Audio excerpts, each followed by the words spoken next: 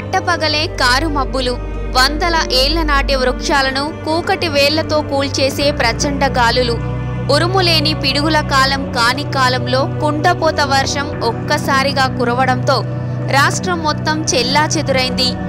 ఇలా జరగడంతో కోళ్ల ఫారాల షెడ్లు ఎగిరిపోయి కొన్ని వేల సంఖ్యలో కోళ్లు చనిపోయాయి. కోళ్లు చనిపోవడంతో వ్యాపారస్తులు తీవ్ర ఆందోళనకు గురైనారు. చనిపోయిన కోళ్లను ట్రాక్టర్లో తీసుకెళ్తున్న దృశ్యం మనం విజువల్స్లో చూస్తున్నాం. ఈ అకాల వర్షం కారణంగా కోళ్ల వ్యాపారులకు చాలా నష్టం వాటిల్లింది.